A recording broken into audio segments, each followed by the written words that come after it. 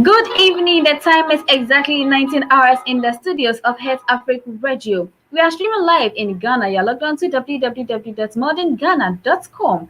Download the TuneIn app and log on to Head Africa Radio. We are streaming live on Facebook at Head Africa Radio, also on YouTube at Head Africa Radio. My name is Apina Ahine and I'm bringing you the news this evening. Stay tuned for the headlines. Witness narrates how armed robbers killed top Islamic cleric. Government spent 1.7 billion on COVID-19. Tanzania Samia to make history as first female president. Kobe Bryant's widow sues LA police over graphic images. These and many other stories are piled and bringing your way this evening. Stay tuned and enjoy the news. Now the news in details. Eyewitness narrates how armed robbers killed top Islamic cleric. The police in Borno East region have started investigations to unravel circumstances leading to the killing of a top Islamic cleric, Sheikh Ali Ahmed Maikanu. The deceased was reportedly traveling to his hometown in Prang from Kajegu, where he was a guest speaker for an event but was shot by suspected highway robbers. Narrating what happened, the Borno East Regional Commander DCOP Asmaju Ochre Jakon said one Abdul Mumuni came to them to lodge a complaint on Tuesday. He told them that at about 7 p.m. that day, he was traveling on a motorbike with a popular son of the late Tiniyana cleric Ahmed Maikanu Jallo when the unfortunate incident happened. According to him, upon reaching the Abromasi road, some unknown assailants shot at them. He said Abdul Mumuni told them he escaped and rushed to the police station to report the incident. The police accompanied him to the scene where he found the body of the victim with a gunshot wound on his right leg, the Borno East Regional Commander told Joy News and Nas Sabe. He added, at the moment he was dead. Some robberies had happened there before Abdul Mumini and the victim also got there. The police say they have started an investigation into the matter and are asking the general public to be forthcoming with information to apprehend culprits. Meanwhile, there have been several tributes pouring in sincere report of the death was announced. Vice President Mahamudu Bawumia described the deceased as a man of peace who worked for the unity of Muslim community in the country. Moving on to other stories, government spent 1.7 billion on COVID-19. Osaiche Mensa Bones reading the 2021 budget statement in Parliament on Friday, March 12th, government says it spent 19 billion Ghana cedis on the fiscal impact of COVID-19. However, Joy News checks from the 2021 budget have revealed that government spent 1.7 billion on the pandemic. The said amount recovered relief to health workers, soft loans for micro, small, medium enterprises, evacuation of stranded Ghanaian, support to household and other expenditure. Appendix 12A and B of the 2021 budget on coronavirus alleviation program CAP shows that even though 2.5 billion was approved to support households, relief to health workers, soft loans for micro, small and medium enterprise, 1.7 billion was utilized. The document was further revealed that 16.4 billion Ghana cedis out of the 19 billion budgeted for the COVID-19 expenditure was spent on deficit financing. Meanwhile, government had introduced some new levies and taxes to cover up for cost of incentives introduced at the initial stage of the pandemic. Government, through the 2021 budget, statement and economic policy, proposed new taxes on petroleum products, 1% COVID-19 health levy on VAT flat rate scheme, and 1% on the National Health Insurance Levy (NHIL). As part of revenue measures to help the economy recover from the effects of the global pandemic. Information Minister Kojo Upon Nkrumah has explained that the move is to help stabilize the economy without engaging in more borrowing from other countries. The reality is that the gap between expenditure and income is widened. That widening had been compounded by COVID-19, and we are at a point where we have to make a choice to either continue to let that gap widen. If we do, we may get to a point where our economy cannot pay for basic services its debt, pay wages and salaries, and do things that prior to 2016 we found ourselves doing. And so the government has to take a responsible decision that we have to close this gap, he said. The Ofuasi Ayibri MP added, we need to get our people to understand that at some point, we have to get out of the economic conundrum in which we find ourselves. To do that, we cannot instantly borrow our way out of our problems. Domestic resource mobilization has to be tracked, and it has to be done in a way that you can raise resources without overburdening people. Moving on to other stories, Ghana records new 2 COVID-19 variants. Experts call for immediate action. A cancer research company, Yimarchi Biotech, has identified 2 new variants of the COVID-19 virus, which they say is of much concern.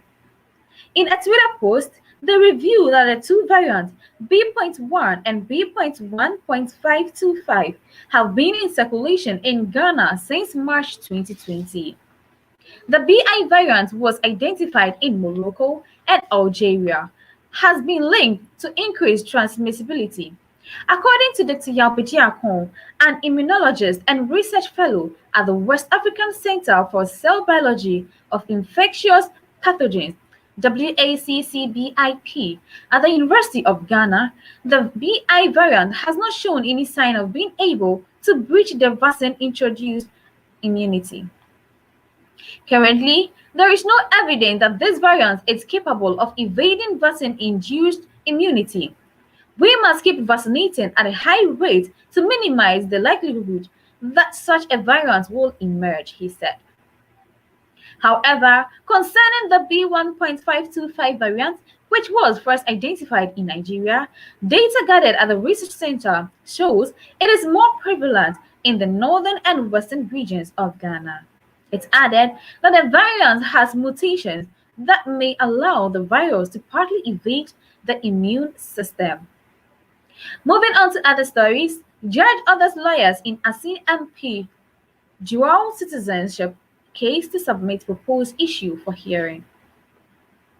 A Cape Coast High Court has ordered lawyers in the dual citizenship case of Asin North MP to submit their proposed issues to enable hearing of the election petition to begin. A resident of Asin North, Michael Ankoma Nimfa, in a petition is praying that the court disqualify the MP for Asin North, jhgfygjououjg, because he held dual citizenship of the time of filing his nomination to contest the 2020 parliamentary elections. The court on Wednesday also ordered the lawyers for the parties included in the election petition to be present in court on the adjourned date. The petitioner Michael Ankoma Nimfa on December 6th applied for an interlocutory injunction to restrain the MP from sworn in and holding himself as such. His request was granted by the court, but the MP-elect then was subsequently sworn into being part of the 8th Parliament in the 4th Republic. In the present petition, thus a substantive case challenging his qualification to be an MP, the petitioner imitates per Article 94 of the 1992 Constitution, the Representation of the People Law, Act 284, and the C1 127.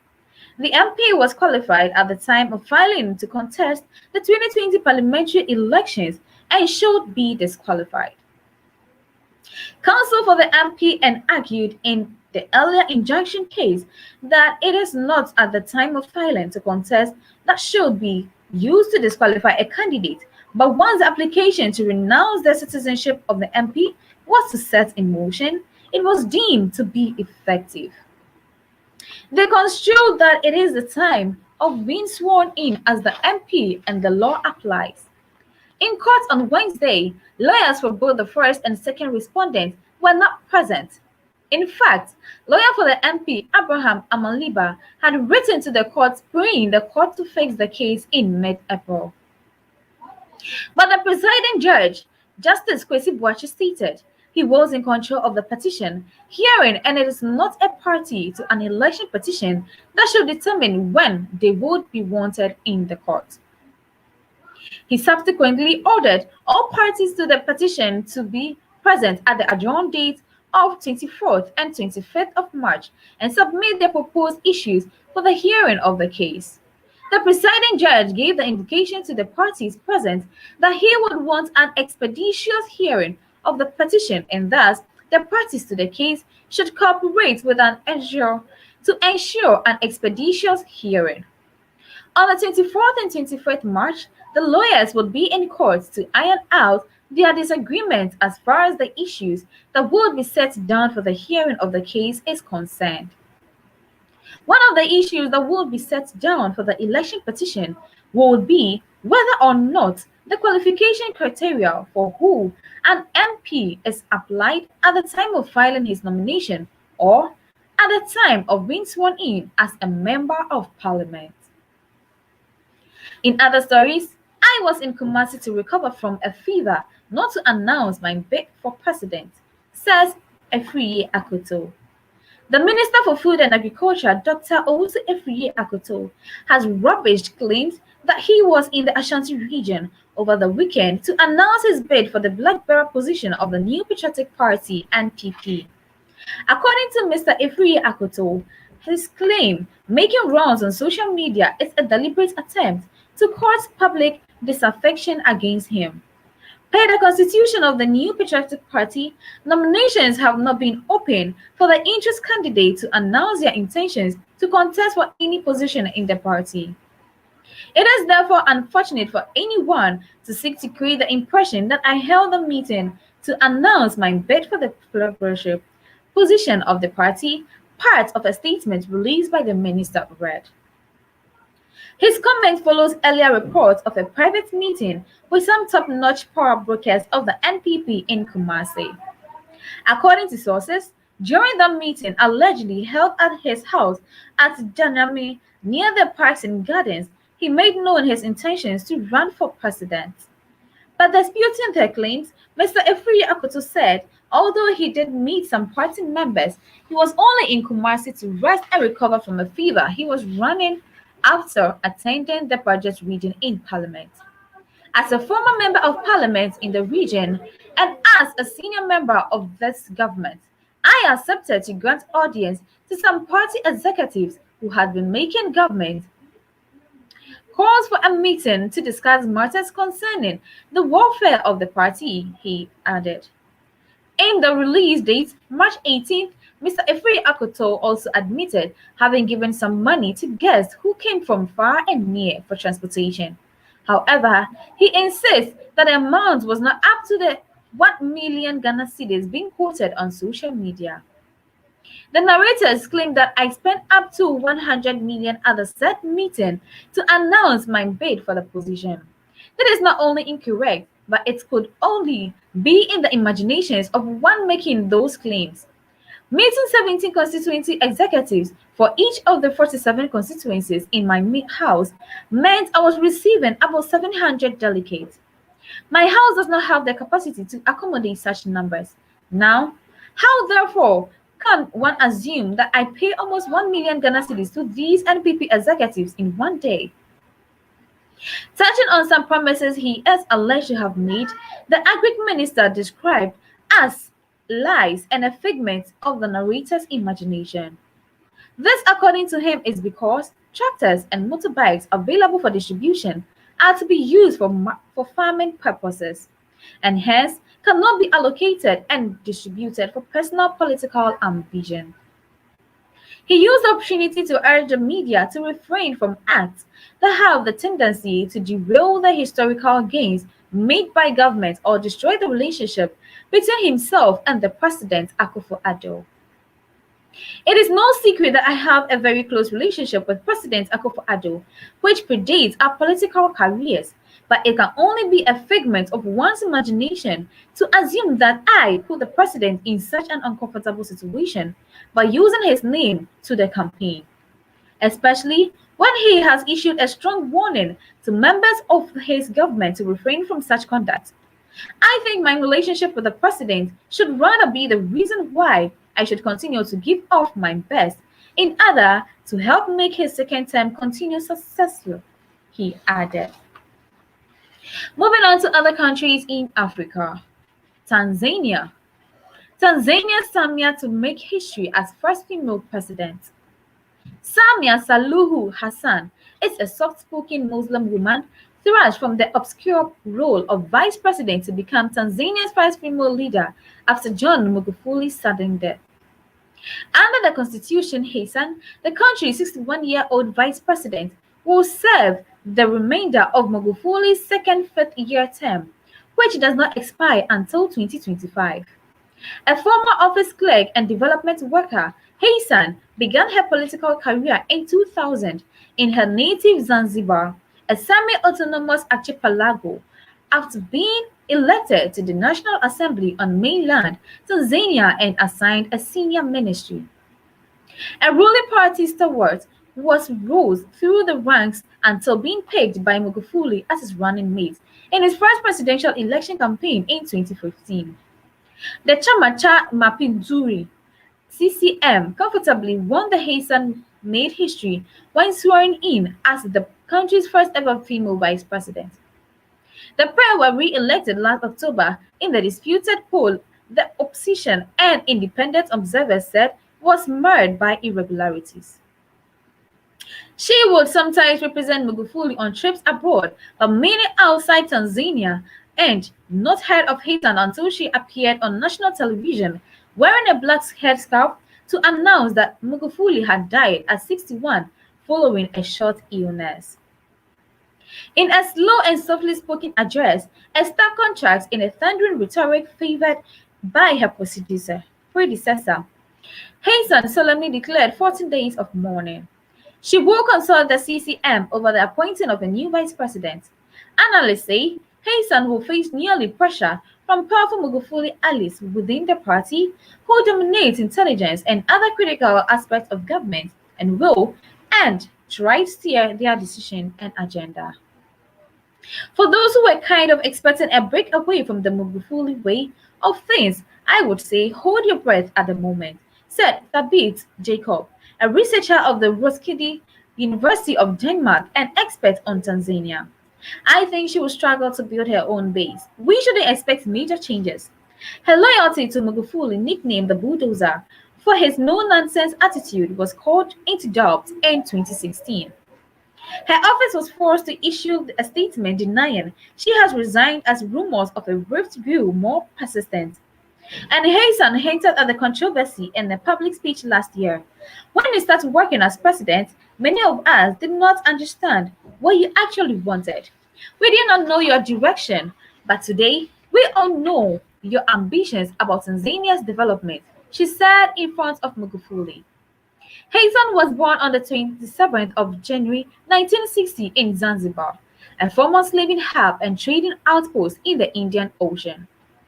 Then still a Muslim state, Zanzibar did not merge formally with mainland Tanzania for another 4 years. Her father was a school teacher and her mother a housewife. Hassan graduated from high school but has said publicly that her finishing results were poor, and she took a clerkship in a government office at 17. By 1988, after undertaking further study, Hassan had risen to the ranks to become a development officer in the Zanzibari government.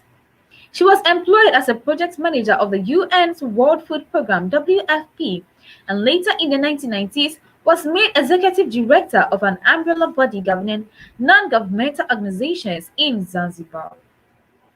In 2000, she was nominated by the CCM to a special seat in Zanzibar's House of Representatives. Then, she served as a local government minister, first for youth employment, women and children, and then for tourism and trade investment. In 2010, she was elected to the National Assembly of mainland Tanzania. Then President Takaya Kikwete appointed her as the Minister of State for Union Affairs. Then President Jakaya Kikwete appointed her as the Minister of State for Union Affairs. She holds university qualifications from Tanzania, Britain, and United States. The mother of four has spoken publicly to encourage Tanzanian women and girls to pursue their dreams. I may look polite and do not shout when speaking, but the most important thing is that everyone understands what I say and things get done as I say, Hayson said in a speech last year. She is among a very small cycle of women to lead East African nations. Burundi briefly had an acting female president in 1993, while both the Mauritius and Ethiopia have had women appointed to the ceremonial role of president. Moving on to other stories, why Oyinwe Dolo declined to step down in Bobby Pole case. It is manifestly clear that only a presidential candidate has the locus to challenge a presidential election outcome. This being so, it will be quite absurd that a person who has no locus under the law to challenge a presidential election outcome could, nevertheless, be permitted throughout the window to join in the proceedings and contest the conduct thereof, Justice Oyinjolo held. He added that the Judicature Act cited by Mujibirizi, a basis to bring the application, is specific on the conduct of business in the High Court and it is intended to address any gap in the law applicable in the High Court.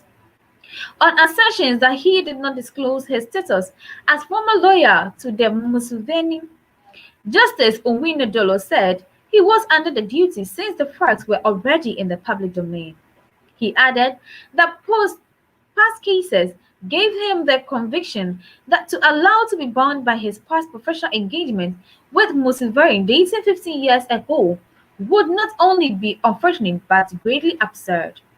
I think the remoteness of the past engagements of 2006 from the present court processes in 2021 balances with the need to ensure that justice is seen to be done quite well in the mind of a reasonable person, he said. On meeting the president at State House, the CJ admitted attending to the event, but insisted that they were both official functions held in full view of the cameras to attend to the swearing in of a judge and present the judiciary budget in line with the law, as well as celebrating the martyrdom of Archbishop Janani Luwum.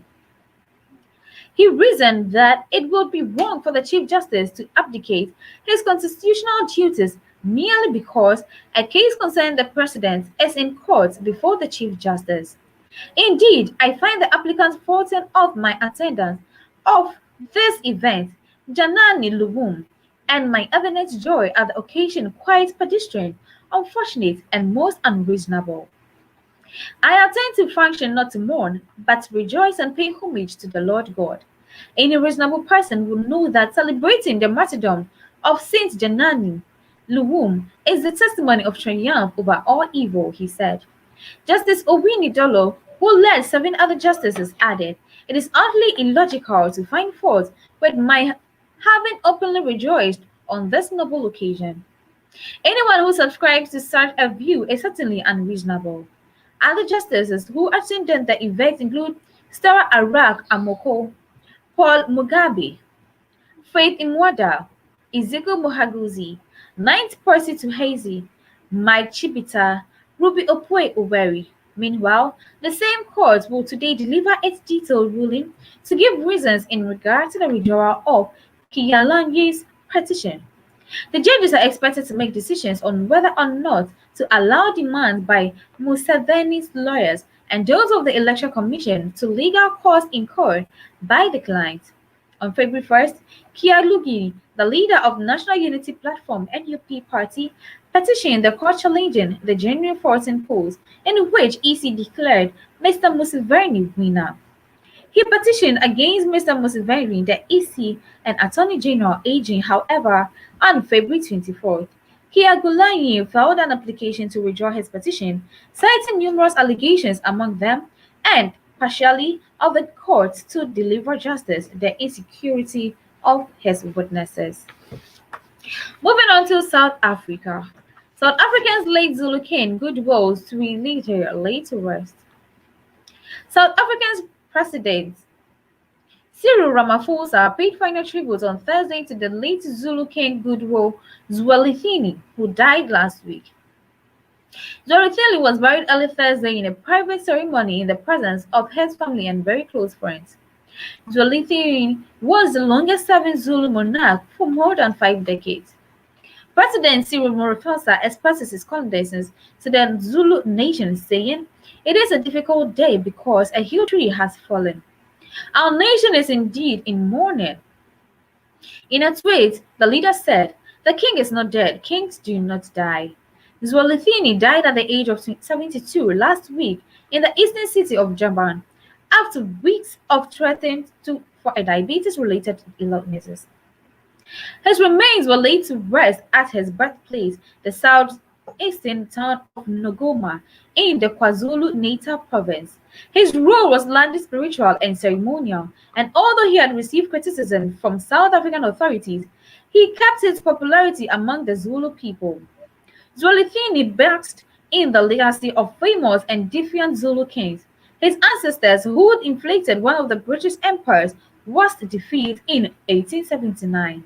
But he was also divisive, accused of playing into the hands of the apartheid system's fight against the then banned African National Congress Party, which opposed white minority rule.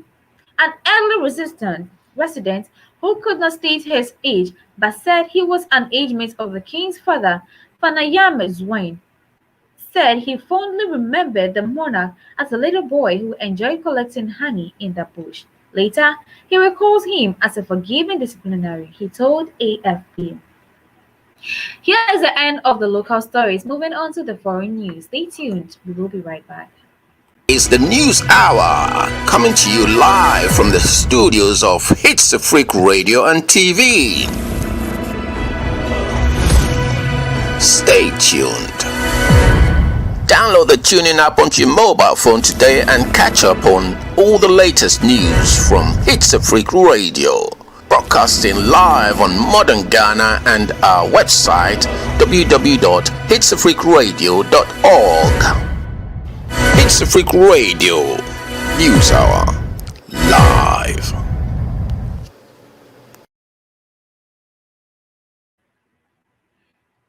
You are still logged on to Hits Africa Radio, www.hitsafrica.org.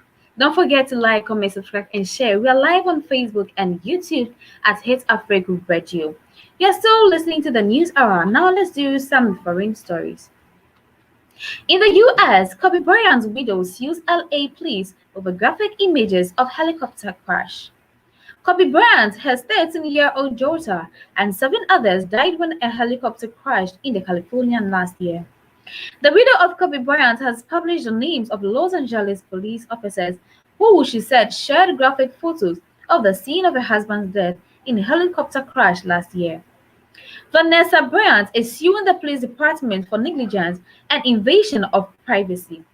"We will refrain from trying this case in the media," the Los Angeles police chief said in response. Basketball star Bryant died with his daughter and 7 others in the crash. On Wednesday, Vanessa Bryant, 38, posted on Instagram the names of 4 police officers. She says they took graphic pictures of the 9 people who died in the crash close to the Calabasas, California in January last year. She alleges that one of the officers shared with a bartender photos of Kobe Bryant's body, and the others distributed gratuitous photos of the dead children, parents, and coaches. The Los Angeles Times newspaper reported in February last year that an internal police investigation found officers shared photos of victims' remains. She claims the pictures, including those of her 13-year-old daughter Gianna, were taken and shared for no reason other than morbid gossip. Last week, a judge rejected an attempt to stop publication of the officers' names, allowing Bryant to disclose them. LA Police Chief Alex Villanova responded on Twitter to Bryant's post, saying that the department would wait for a court to decide the outcome of the case. "We will refrain from trying this case in the media, and we will wait for the appropriate venue. Our hearts go out to all the families affected by this tragedy." The BBC is not responsible for the content of external sites. In February, safety investigators said the helicopter pilot, Ara Zobayan, may have become disoriented in fog before the aircraft smashed into a hillside. An investigation found the pilot in the helicopter crashed had probably become disoriented. The U.S. National Transportation Safety Board said the main cause of the crash was most likely the pilot's decision to keep flying in inclement conditions, which resulted in the pilot's spatial disorientation and loss of control. As well as Bryant, his daughter, and the pilot, those killed included two of GNS basketball teammates, their relatives, and a coach. The group were on their way to a tournament in Thousand Oaks where Bryant had been set to coach. The fatal crash prompted a global outpouring of support for the NBA star and his family, as well as a number of lawsuits. Mrs. Bryant has also sued the estate of the pilot, Mr. Suboyan, and the companies that owned and operated the helicopter for alleged negligence and wrongful death. Families of the other victims sued the helicopter companies, but not Mr. Zuboyan's estate. California now has a state law prohibiting first responders from taking unauthorized pictures of people who died at the scene of an accident or crime. Media captioned African basketball stars discuss Kobe Bryant's legacy on 1 year since his death in a helicopter crash. In other news, UK, Algeria passengers from UK stranded for weeks. The group, who include two young girls and a 75-year-old woman, flew from Heathrow Airport on 26th of February. In Paris, they were told by Air Algeria they could not continue their journey, reported because of COVID-19 measures. They have since been living rough in the transit area of Terminal 2 at Charles de Gaulle. The 26 men, women, and children have been sleeping on chairs or on the floor, eating food provided by sympathizers.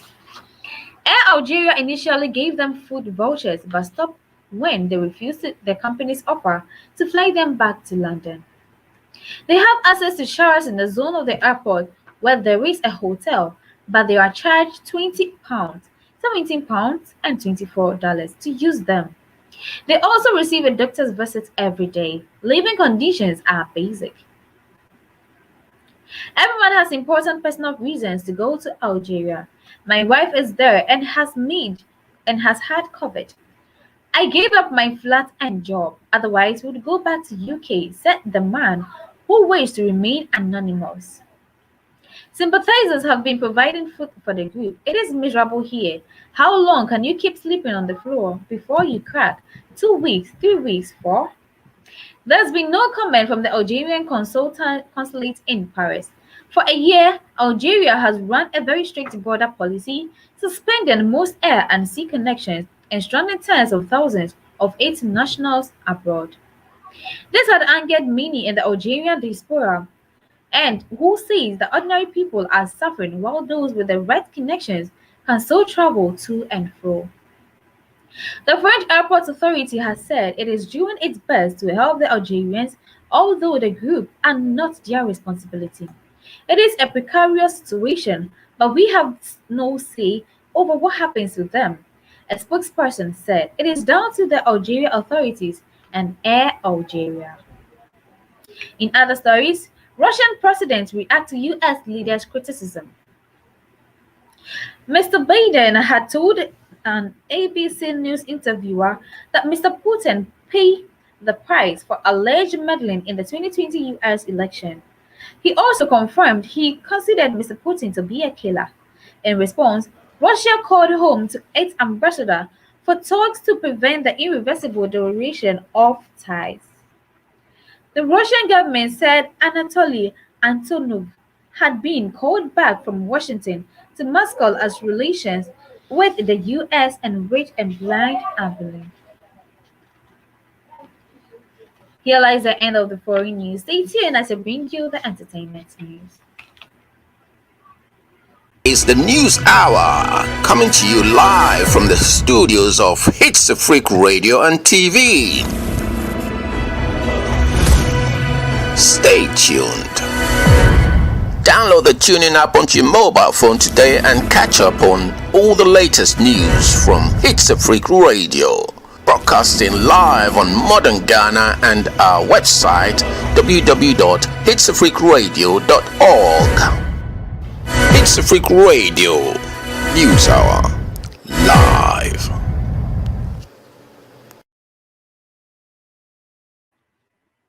You're logged on to Hits Africa Radio, www.modernghana.com, on the tuning app at Hits Africa Radio. We are streaming live on Facebook at Hits Africa Radio, also on YouTube at Hits Africa Radio. Don't forget to bring in your comments, like, and share.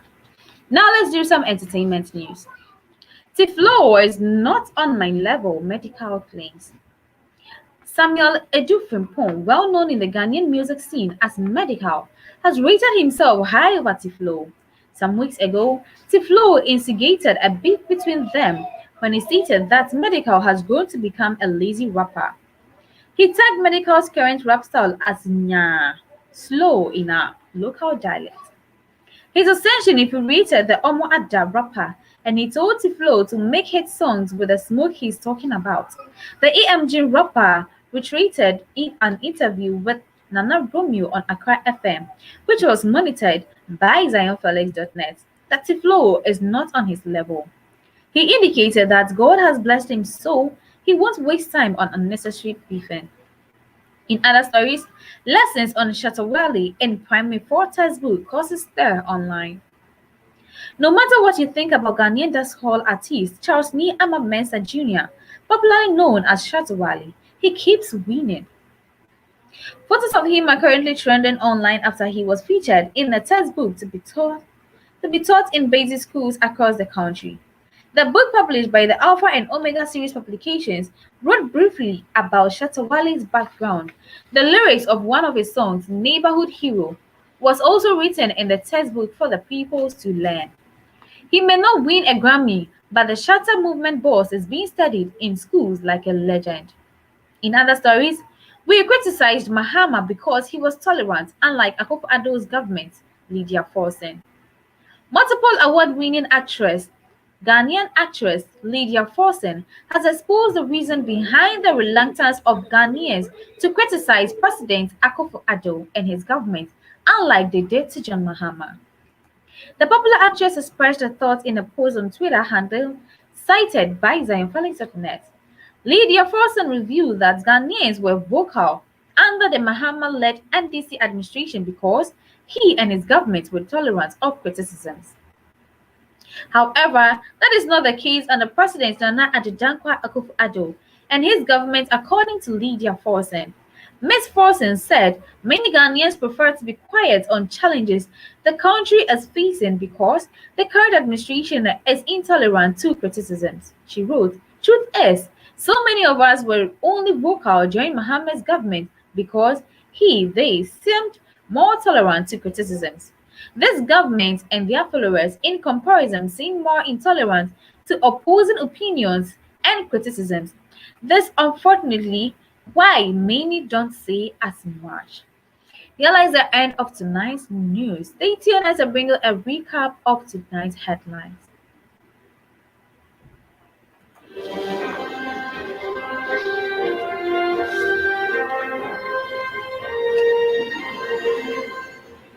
You're still logged on to Hits Africa Radio, www.modernghana.com, on the tuning app at Hits Africa Radio. Don't forget we are streaming live on Facebook and YouTube at Hits Africa Radio. Now let's do a recap of the headlines. Eyewitness narrates how armed robbers killed top Islamic cleric. Government sends 1.7 billion Ghana cedis on COVID-19. Tanzania Samia to make history as first president female. Kobe Bryant's widow sues LA police over graphic images. These and many other stories I brought your way this evening. My name is Abina Ahrinie. Thank you for your time. Stay tuned for more music and entertainment.